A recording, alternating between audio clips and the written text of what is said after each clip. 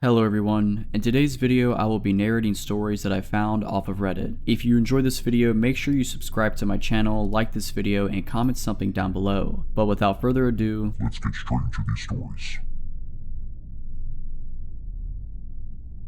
For context, I am now 26 and I met my stalker at 14 to 15. So when I was 14, I decided to take ballroom dance classes. That was kind of normal for teenagers in my generation in my country, though you had to change partners each song, so every girl would dance with every boy. In my group that consisted of mostly teens between 14 to 17, there was a really tall, almost 2-meter tall guy who was 21 years old. His name was Philip. We had a nice chat with the times we danced, but he seemed weird because I was young and naive, and that's how I normally made friends. I told him where I lived when he asked me, so the stalking began. At that time, I did not realize that it was stalking. I just thought he had a lot of time on his hands and that he was annoying. Philip would ride on his bike from his house. He lived one town over to my house and asked if I wanted to spend time outside with him and play. After doing that for a few times, I asked my parents to tell him that I was not home when he would come over. Both my parents and I were very oblivious about his actions for a very long time. At one point in time, the stalking ended for a few weeks and Philip also did not come to dance classes. At that time, I became a part of a friend group of a boy I liked. For some months he had a girlfriend, but they split soon after and I became his girlfriend. Unfortunately, Philip was also friends with the best friend of my boyfriend, so he was also a part of the group. They told me Philip was in a mental hospital. In the span of his stalking, Philip was in mental hospitals multiple times, and every time he was, I was glad because then I had some peace. When I was 16, my family and I had to move because our landlady had thrown us out. She wanted to live in the property herself, so we moved one town over. We started living 2 streets apart from my stalker, and every time Philip was out of the hospital, he would be at my house. At my father's birthday, he rang again, and because my family had guests, they told me to open the door, and there he was, looming over me like a dark, menacing shadow man. I told him to leave, and I tried to close the door, but he blocked it, so I was standing there, afraid and begging him to leave. At one time, I even ran inside to get my dad to send him away, but my dad said he is your friend, so it's your problem. So I went back to the door and I begged and pleaded that Philip please leave. At one point, he was kneeling / sitting in my doorway. After almost 2 hours, he finally left, and at that point it was obvious for me. Finally, I had realized what type of behavior it was. He was a stalker and he was fixated on me. The next day, I sat down with my parents and told them that I was afraid of Philip, and my dad also apologized to me for putting me in that situation and not helping me. The next time Philip came to my house, my dad was there and told him that I do not want any contact with him, so he left. After a few more incidents like that, he stopped showing up at my door, and I thought we got rid of my stalker. But every time I started to live happily, starting to forget my fear of him, a letter, an email, or a gift showed up, it would send my back into my fears. At 20, I was out of school, and to pass the year, I had to wait to start my job. I worked in a grade school in a voluntary after-school care club for grade schoolers. After a month or two, my mom woke me up in the morning and told me to get dressed because she had called the cops. Apparently, Philip was at my house again every morning at our door and asked for me, and my parents didn't tell me so I wouldn't get scared again. Finally, after the cops told Philip 3 times to leave and he ignored them, they arrested him, and he screamed and screamed my name and that he was burning for me and that the cops heard him. My parents and I were standing in the kitchen listening. The situation was so absurd and so much for me that I started laughing hysterically. We filed a report at the police for stalking and trespassing, but the officers said that they could not do anything because he hadn't hurt me physically. We tried to get a restraining order, but it didn't go through. A week later, Philip had sneaked into our garden, and like in a movie, he threw rocks at my window. Idiot me opened the window but did not see anything until it clicked, and I ran downstairs and told my dad that my stalker was in the garden. Philip escaped. A week after that, I was in the kitchen cooking when Philip rang the doorbell again, and because we have no way of seeing who was at the door, I opened. And there he was again, telling me that he missed me and saying that he had peeked through the blinds of the windows in the living room the past week to see if I was there. My parents were not home. If they had been, I would have ran, but like this, I had to swallow my fear and stand in the doorway listening to Philip talk until my boyfriend came. I had sent him an SMS and he was on his way. After my boyfriend arrived, he told Philip to leave and he did. Philip mentioned in passing that he now also has a girlfriend. After that, I did not see Philip again for a long time. A friend told me that he was taken by the men in white coats because he had believed that his mom was possessed by the devil. I was glad. It wasn't until 2 years later when I got a letter from court. I was a witness and was told to attend in the case of an assault related to Philip. Apparently, after coming out of the mental hospital, he had a big fight with his girlfriend and hit her, and because she was scared, she played dead. Philip called an ambulance and the police finally had something against him. After the hearing, he was admitted again to a mental hospital. I finally was able to get a restraining order and he was ordered to stay at least 30 meters away from our property. I was so glad. The restraining order also implied that if he broke any of the requirements he would go to jail. So it was over. 2 years ago I also moved out of my parents' house. I, a 29-year-old woman, grew up in a nice suburban neighborhood. I lived in the same house my entire childhood and only left once I moved out as an adult. I always felt safe, leaving our doors unlocked, window open, going for late night walks as a teenager. I was around 17 when I noticed strange things started happening around my house. My house was also haunted, so weird noises and things moving on their own were not a new thing. This is probably why I and my family dismissed my experiences for too long. As a teenager, I worked in a movie theater and I did not work until the afternoon and would get off very late at night. I turned into quite the night owl, and it was normal for me to stay awake until about 3 in the morning. It started off as my dog reacting to things outside. I would peek outside my window and I would never see anything, so I assumed my dog was just hearing noises and overreacting. Not too long after this started, I was outside and noticed there were handprints and a mark between them on my window, as if somebody was pressing their forehead against the glass. At the time I just dismissed it. I had plenty of friends coming in and out of my house and they would knock on my windows sometimes as they arrived. My window was by the driveway as you walk to the front door. The weird thing is that this window is very large. The window would start about 3 feet from the ground and went at least 8 feet high and was about 4 feet wide. I lived in a 1-story house. The forehead and hand marks were at least 6 foot 5 feet high from the ground. I definitely did not have any friends who were that tall, and everyone in my family is less than 5 foot 6. Soon after that, I woke up around 5 in the morning to my car alarm going off. Again, I did not think anything of it and dismissed the situation. This happened a few more times within the next few weeks, always between 4 or 5 in the morning, but the last time I noticed handprints on the top of my car as if somebody was trying to crawl through my open sunroof.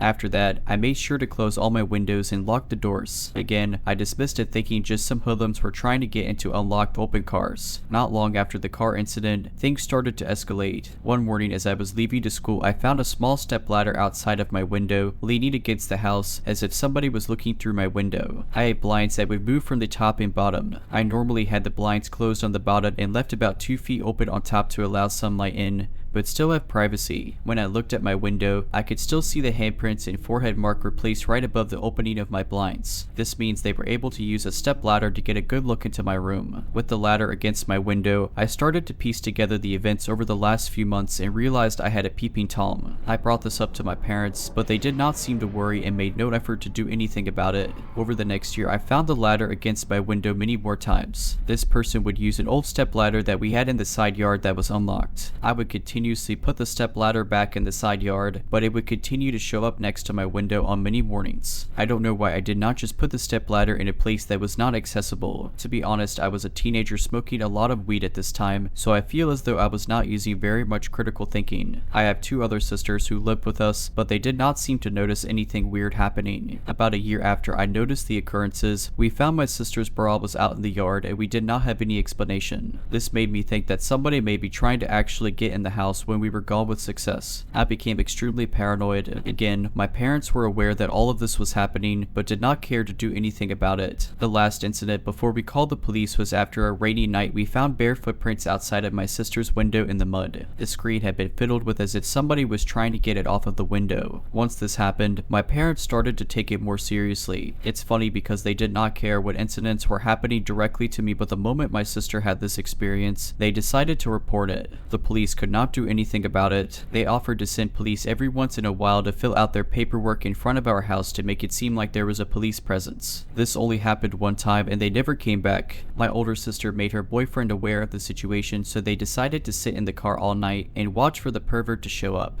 Every time he would try to pull an all-nighter to watch for this person, no one would show up. Looking back now, it makes me think that someone very close to my house must be the peeping Tom, because he must have been close enough to see we had another person watching out for us. After a few years of these experiences, my sisters and I all moved out and we have not noticed anything weird happen since. It still bothers me knowing that this person was never caught and that we still have no idea who it was. It makes me frustrated knowing that it could be a next door neighbor who we thought was normal, but was actually a pervert. This all was happening around 2010 to 2013. It was before we had easy affordable access to security cameras. such as ring and blink. I wish we had cameras so we could know who this person was, but there is no point in dwelling over the past. All I know is now that I am an adult, I will always have security cameras around my house, especially if I have young daughters. I have also bought my parents some security cameras. They still live in the house. Maybe one day those cameras will catch the peeping Tom, but I don't think he will come back now that my sisters and I are all moved out.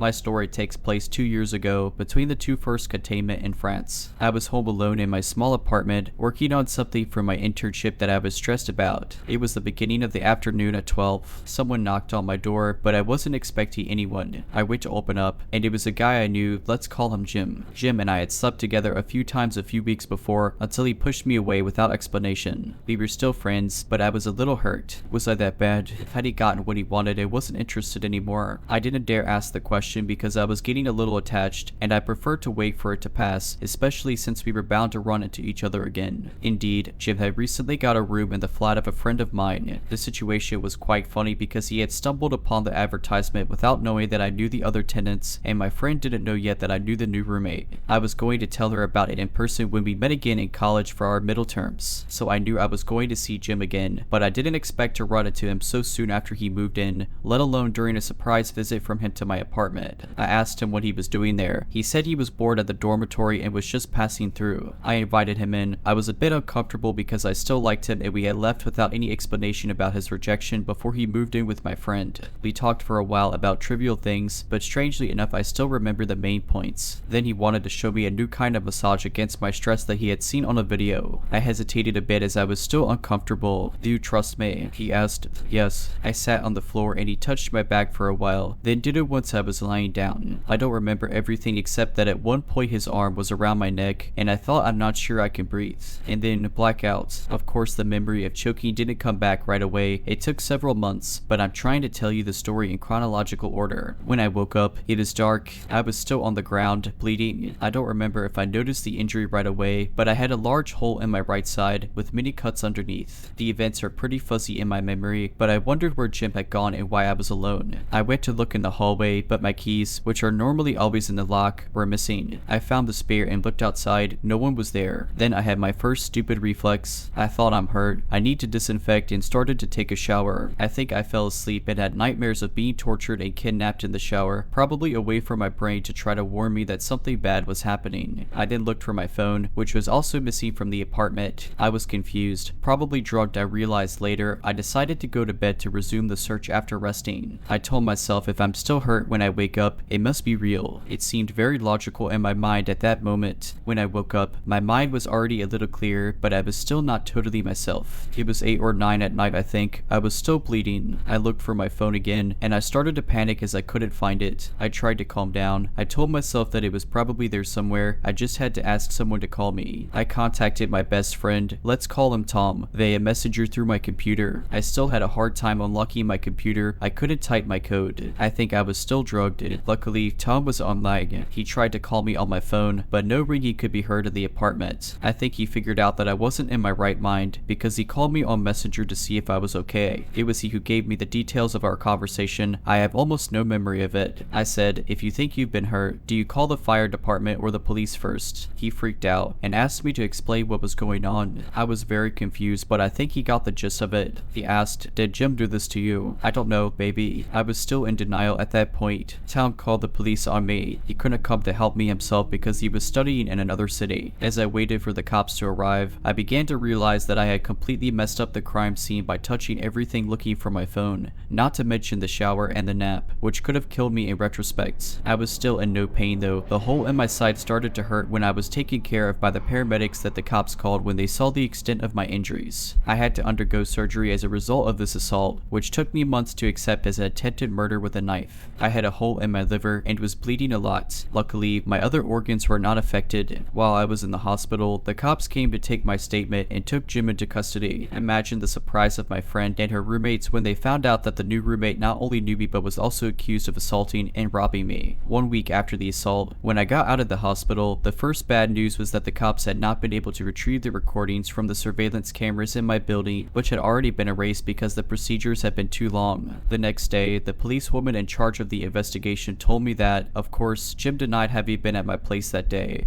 and nobody was at the flat to confirm if he was indeed at home all day. That's it for now. Go home to your parents and get some therapy. Great. Big up to my psychologist, who is an incredible person and helped me a lot. And then I waited for a long time, yet I had to have the seals from my building analyzed for Jim's DNA. Without video or witnesses, it was the only way to prove that he was my attacker, or at least that he was in my apartment that day. It took a year and a half to get the prosecutor's verdict. No further action. No identifiable DNA other than mine had been found at the crime scene. I probably destroyed everything with the shower. So there you have it. We can't pursue the investigation. I could never prove it was Jim. I don't have any memory of the assault itself. I don't think I'll ever find them, but I have no doubt that Jim did this to me.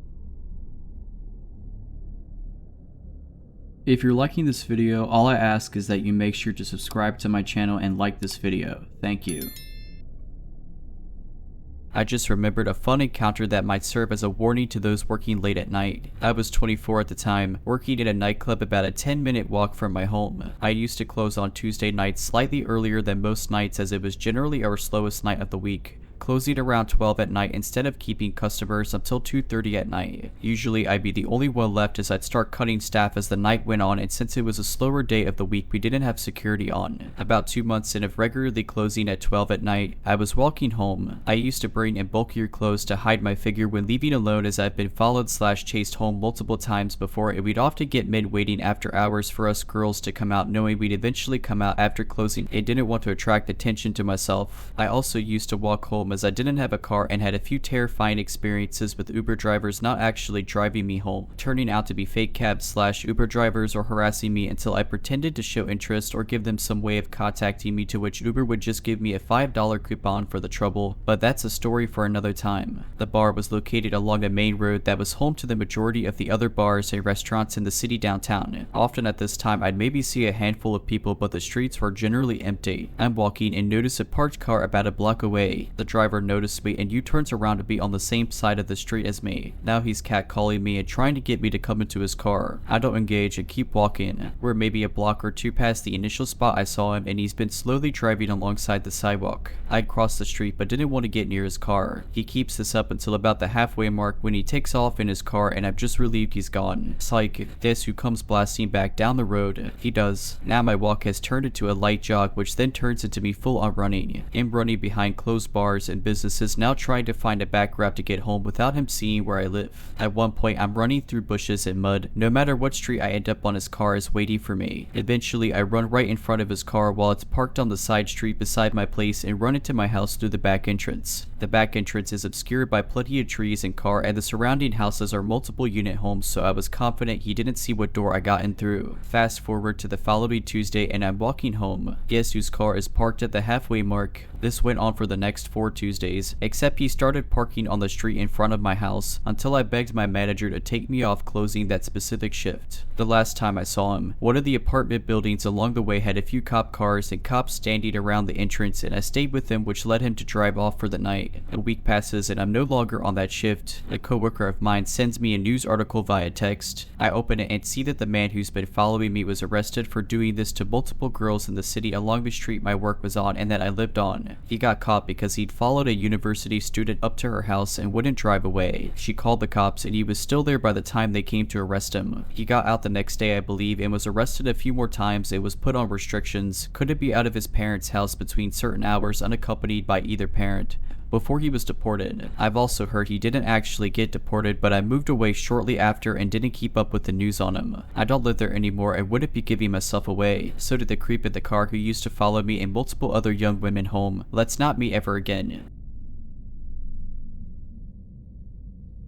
Quick backstory, I've had a stalker for about 4 years. He was never aggressive or sent me proper threats, so stubborn as I am, I did my best to ignore him and not give him the satisfaction of showing him any fear. To be honest, after a while I also wasn't scared anymore since he almost never came close to me. I know being stalked can affect people severely even in a case like mine, and that's totally valid. but I guess I just got lucky and was never really psychologically affected by it. His stalky behavior mostly just consisted of sending me letters and gifts such as photos of my own apartment building from the outside, things he dug out of my trash can, and so on. I called the police many times, but they weren't able to, or really tried to be honest, catch or identify him. About 3 weeks ago, I discovered the German version of r/IMA, you know the next word here, and thought that people might want to know about what it's like to have a stalker. Since I barely use any social media aside from Reddit and have no personally identifying information here, I didn't think he'd ever see it. One person even asked, does he know you're putting him on blast on Reddit, and I answered maybe. Maybe it would make him angry, maybe he'd be turned on. Don't know, don't care. Well, I know the real answer now. He did see it, and he did not like it. Like I said, he was never aggressive and never came close to me. The closest I know of was when he sent me a picture of myself unlocking my apartment door, taken from the corner of the steps above. Sorry if that makes no sense. I don't know how else to explain it, but I consider myself a pretty vigilant person, and I'm thinking that he might have hid a camera there instead of being there to take the photo himself. I think I would have noticed him if he did. I don't know how he got wind of the posts I made, but he did. The next week was quiet, no letters, and I didn't see him anywhere. Then he left me letters with printed out questions and my answers from the post I made. He also left me a long hateful letter towards my boyfriend about an issue I had posted on the subreddit. His letters were never hateful like that before, though he never seemed happy with my boyfriend. He wrote about how I should share the spotlight with him since I got so much attention thanks to him. A few days later I got a gift, but this time he didn't leave it in my mailbox or at my car like he usually did. No, this time he left it inside the apartment building right in front of my door. I didn't take it inside my apartment but opened it outside. It was a pretty big box, which was also unusual, and it was taped shut. As I'm typing it out, I realized that wasn't a good idea at all and could have ended badly for me, but luckily he didn't send me a bomb or anything. He did, however, send me several zip ties, a roll of tape, the kind you use to tape off walls when painting nothing you could use to restrain someone, a television remote with most buttons picked off, a pack of band-aids with a few used ones, not actually, just made to look that way according to the police, and a framed picture of me. I could tell the picture was taken a few days ago and my boyfriend was next to me but cut out of the photo. The frame was shattered and the package was full of glass shards, clearly more than just what could have fallen out of the frame, and they were also intentionally put inside the crumbled newspaper that was stuffed in there to keep it all in place. I called the police right away and gave it to them. They were more concerned this time. Finally, thanks, and told me they'd send patrol cars more frequently. He didn't show up or leave me any letters/gifts for about another week and a half. But 8 days ago it started again. I found letters in my mailbox where he wrote about how he wasted his time on me, how I haven't been appreciating his effort, how he was wrong about me being special. 5 days ago I left my apartment in the morning and heard a crunch sound as I stepped on my doormat. He put broken glass under it in the night. I went off to work because I was in a hurry and was just going to make my boyfriend call the police, but then I found my car had also been vandalized. The sides were scratched, lights smashed, and the windshield had a phrase painted on. It's time soon, miss my last name. I went back inside and called the cops myself. They found the same phrase on a note under the doormat. This time they really took me seriously, which might have been because I was just pissed at this point, which I made very clear. If, for some reason, you're like me and just too stubborn to be afraid of a stalker like mine, then all of this, the letters, gifts, photos, even the glass under my doormat,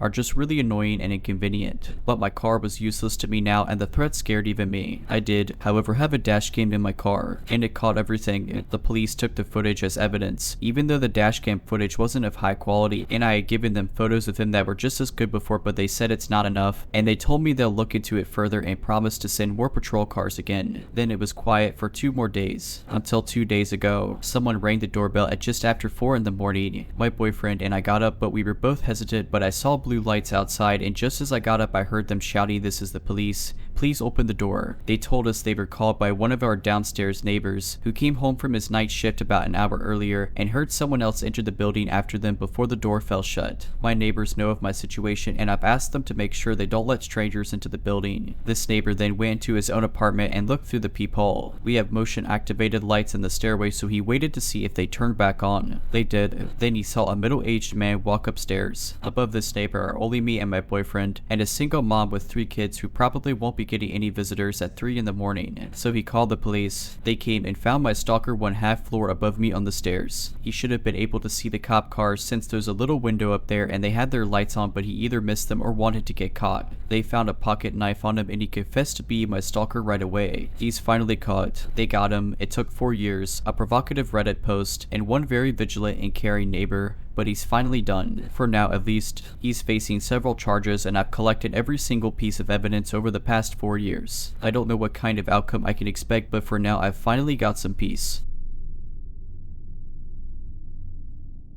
If not for being 5 miles from cell reception, and the way this story ends, there would be a police report for verification. I will be changing names, locations, and some details in order to protect the privacy of the innocent. A buddy of mine and I try to camp twice a month now that I have a vehicle that can be trusted to get me to some of the more remote areas of our state. We planned a camping trip for this past weekend from the 18th of February to the 20th. We chose a fairly remote location we had been to the previous weekend. The previous weekend we were the only people we'd seen within 1 mile of our camp spot. Friday night we got there and set up. This story takes place Saturday night. It's about 9 at night, so the sun is long gone and the mood hasn't quite risen yet. It's pitch black out, other than when our fire lights up. Suddenly, we hear a man screaming. We listen intently, silently sharing an anxious look. At first, we were hoping it was someone drunk and having a little too much fun, but it quickly becomes obvious this isn't fun party screaming. It isn't even like he's hurt. It sounds full of despair, anger, and anguish. I'm going to take a moment to remind you that this is at 9 at night. Pitch black night, in the middle of nowhere woods 5 miles from the nearest cell phone signal. We hadn't seen anyone in hours. The screaming continues for what felt like hours, but was probably about 5 solid minutes. We had no idea what to make of it, and started feeling extremely paranoid. We gathered up anything remotely close to a weapon, and tried to come up with explanations of the screaming while keeping our eyes on the forest around us. After about 15 tense minutes of fear-induced paranoia, I nearly fell out of my seat as I watched a flashlight and lantern slowly enter our camp.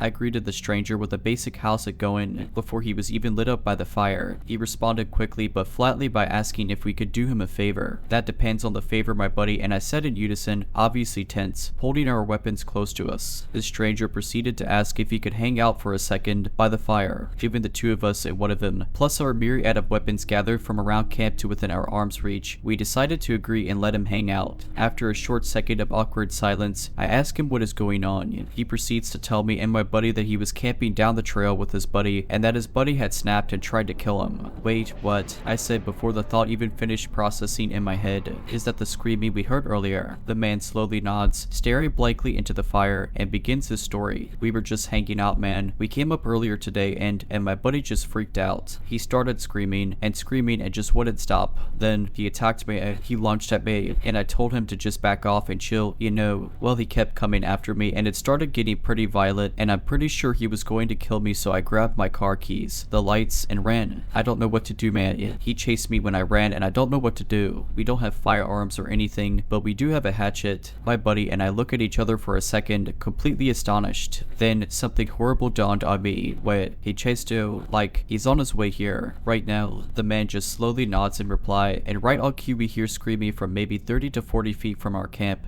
down on the main trail. I just want your balance, Gary. I want your balance. Where are you? Where? Gary, I'd never in my life heard a man scream like this. I've never heard anything like it in my life. It was a brutal, guttural scream that was shrill to the ears yet deep in pitch. The sound of someone gone completely mad, and the way he said the stranger's name would switch erratically from long and sing-songy to short, guttural punches of sound. We killed our lights, became silent, and listened. By some miracle, the madman didn't notice our camp and continued walking down the trail, screaming the whole way. We ended up chatting with who we'll call Gary for hours, listening to the screaming getting further and further. Come to find out, they had taken 5 grams of magic mushrooms each, and his buddy, who we'll call Tyler, who was a coworker of his, was fine for 3.5 hours, then suddenly snapped. It seemed as though Tyler thought he could kill Gary and steal his good trip. We hear the screams get further and further for over 2 hours. By this time it's 11 at night, the moon is starting to come out, and it's below 30 degrees Fahrenheit. Tyler had no jacket or flashlight according to Gary. My buddy and I are way too drunk to drive out of camp to get cell service, as it was snowy and icy and required 2 to 3 miles of highway driving after getting off the trail, and Gary was still lightly feeling the effects of weed and mushrooms, so he couldn't drive either. We had to make the decision to let the guy wander, hope he sobered up, and could find his way back. And it did. Oh, he did. Right into our camp. We hear yelling after about an hour of no screams, maybe 30 to 50 feet from camp again. Hey, help, please help me, I'm lost. And we could tell the man's walking from the woods into our camp. We tell Gary to hide just in case, and greet the man with me carrying my 12-gauge shotgun and my 40 caliber pistol holstered, my buddy carrying his rifle and his 2 9mm Glocks holstered, and with our flashlights on our brightest settings in his face. He was about 6'3" and approximately 300 pounds. We talked to him, decided he was calm enough to walk with and walked him back to his camp. He seemed really remorseful, said he blacked out and didn't remember anything, and had a falling out with his buddy. We escorted him back to his camp down the trail, returned and told Gary that Tyler seemed cool, and if anything else happened to scream and come running. We would come out and help him out, and ended up being a happy ending. We made friends with Gary, and I got his phone number to make sure the next day he got back into town safely, back to his wife and kid, and we're actually planning a camping trip with him soon. But Tyler, who wandered screaming like a deranged maniac into the forest, potentially wielding a hatchet to murder your friend to steal this good trip, or whatever it is your psychosis-filled mind was thinking, for the love of God, let's not meet again. Alright, but that's it. I hope you enjoyed this video. If you did, make sure to subscribe to my channel, like this video, and comment something down below. But as always, Have a nice day.